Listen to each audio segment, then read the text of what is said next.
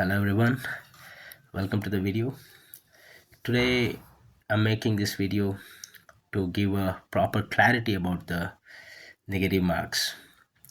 ಈ ವಿಡಿಯೋದಲ್ಲಿ ನಾನು ನಿಮಗೆ ನೆಗೆಟಿವ್ ಮಾರ್ಕ್ಸ್ದು ಹೇಗೆ ಡಿಡಕ್ಟ್ ಆಗುತ್ತೆ ಅನ್ನೋದನ್ನ ಕ್ಲಾರಿಟಿ ಕೊಡೋಕ್ಕೆ ಟ್ರೈ ಮಾಡ್ತೀನಿ. ಬಿಕಾಸ್ ದೋ we are in this competitive world ಎಷ್ಟೊಂದು ಜನಕ್ಕೆ ತುಂಬ ಕನ್ಫ್ಯೂಷನ್ ಇದೆ ಎಷ್ಟು ನೆಗೆಟಿವ್ ಮಾರ್ಕ್ಸ್ ಡಿಡಕ್ಟ್ ಆಗುತ್ತೆ ಅಂತ ಹೇಳ್ಬಿಟ್ಟು. ಸೊ ಇನ್ ದಿಸ್ ವಿಡಿಯೋ ನಾನು ಒಂದು ಸಿಂಪಲ್ ಆಗಿರೋಂಥ ಒಂದು KPSC ಕ್ವಶನ್ ಪೇಪರ್ನ ತೊಗೊಂಡಿದ್ದೀನಿ. Don't worry about the examination. First we shall go about what is the directions they are giving for the penalty answers. Especially ಈ ವಿಡಿಯೋ ನೋಡಿದ್ಮೇಲೆ ನಿಮಗೆಲ್ಲರಿಗೂ ಕ್ಲಾರಿಫೈ ಆಗುತ್ತೆ ಅಂತ ಅಂದ್ಕೊಂಡಿದ್ದೀನಿ.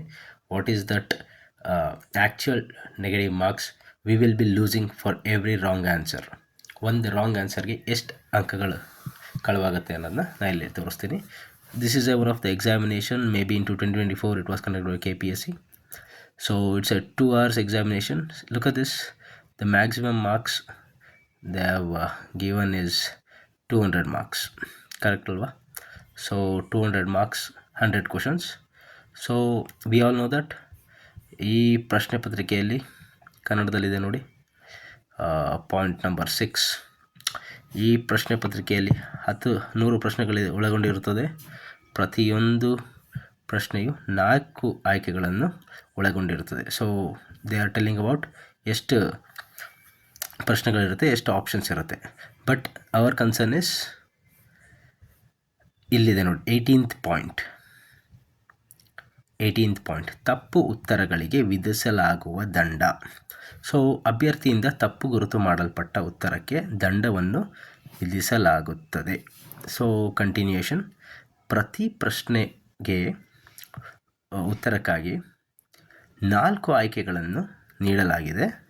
ಪ್ರತಿ ಪ್ರಶ್ನೆಗೆ, ಈ ಪಾಯಿಂಟ್ನ ನೀವು ಕರೆಕ್ಟಾಗಿ ನೋಡ್ಕೋಬೇಕು, ಪ್ರತಿ ಪ್ರಶ್ನೆಗೆ ಅಭ್ಯರ್ಥಿಯು ತಪ್ಪು ಉತ್ತರ ನೀಡಿದ್ದಲ್ಲಿ ಆ ಪ್ರಶ್ನೆಗೆ ನಿಗದಿಪಡಿಸಲಾದ ಅಂಕಗಳಲ್ಲಿ, ಗೊತ್ತಾಯ್ತಾ, ಆ ಪ್ರಶ್ನೆಗೆ ನಿಗದಿಪಡಿಸಲಾದ ಅಂಕಗಳಲ್ಲಿ 1/4 ಆರ್ 0.25 ರಷ್ಟು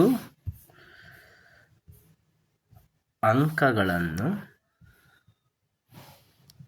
ದಂಡದ ರೂಪದಲ್ಲಿ ಕಳೆಯಲಾಗುವುದು. ಸೊ ಇದರಲ್ಲಿ ನೀವು ಅರ್ಥ ಮಾಡ್ಕೋಬೇಕಾಗಿರೋದು ಏನು ಅಂದರೆ, it is the assigned marks, ಆ ಪ್ರಶ್ನೆಗೆ ನಿಗದಿಪಡಿಸಲಾದ ಅಂಕಗಳಲ್ಲಿ. ಸೊ ಫಾರ್ ಎಕ್ಸಾಂಪಲ್, ಈ ಕ್ವಶನ್ ಪೇಪರಲ್ಲಿ ಒಂದು ಕ್ವಶನ್ಗೆ 2 ಮಾರ್ಕ್ಸ್ ಇದೆ.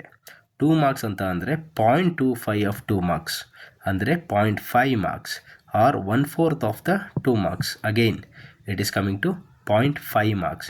0.25 ಅಲ್ಲ ಡಿಡಕ್ಟ್ ಆಗೋದು. So I'll show the same thing in English so that you will be having a proper clarity. So this is what I'm talking about a KPSC examination paper, because recent ನಡೆದಂಥ group B ಎಕ್ಸಾಮಲ್ಲಿ 1 ಕ್ವಶನ್ಗೆ 3 marks ಇತ್ತು.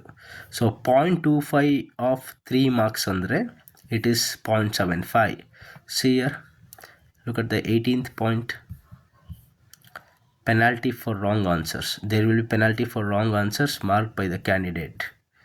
But see here, there are 4 alternatives for the wrong answer to every question. For each question for which the wrong answer has been given by the candidate, 1/4 or 2.25 of the marks assigned to that question will be deducted as penalty. ಓಕೆನಾ? So 3 marks ಇತ್ತು ಅಂತ ಅಂದರೆ 0.25 of 3 marks ಮಾಡ್ಕೊಳ್ಳಿ. 2 marks ಇತ್ತು ಅಂದರೆ 0.25 of 2 marks. 1 mark ಇತ್ತು ಅಂದರೆ 0.25 of 1 mark. It need not be always 0.25. KPSCಯಲ್ಲಿ ನಾವು 0.25 ತಗೋತಾ ಇದ್ದೀವಿ. For example, I'll show you one more point. This is a civil service UPSC question. So ಇದರಲ್ಲೂ ಏನಿದೆ ಅಂತ ಅಂದರೆ, maximum marks is like 200. You can see here maximum marks is 200. ಇಲ್ಲೂ ಇದೆ penalty for wrong answers. Look at the 10th point. There will be penalty for wrong answers marked by a candidate in all the questions. So there are sub clause 1. There are 4 alternatives for the answer to every question. Look at the change here. For each question for which wrong answer has been given, by the candidate, 1/3 of the marks assigned to that question will be deducted as penalty. Okay, so that means it is 1/3 of 2 marks. That means almost 0.66 marks deduct ಆಗುತ್ತೆ. So ನಿಮಗೆಲ್ಲ ಇನ್ನೂ confusion ಇದೆಯಲ್ಲ, ಅದೆಲ್ಲ ಈ ವಿಡಿಯೋದಲ್ಲಿ ನಾನು clarity ಕೊಟ್ಟಿದ್ದೀನಿ ಅಂತ ಅಂದ್ಕೊಂಡಿದ್ದೀನಿ. ಇಟ್ ಈಸ್ ನಾಟ್ 1/4 ಅಂತ ಅಂದ ತಕ್ಷಣ 0.25 ಎಲ್ಲ ಡಿಡಕ್ಟ್ ಆಗೋದು. It is 0.25 of the marks assigned to that question will be deducted as penalty. Okay, so having said that, I think with this I have tried to clarify your doubt with respect to the negative marking. So ella negative kaladu will go to the positive one. Good day, good luck, thank you, meet you once again. Thank you one and all.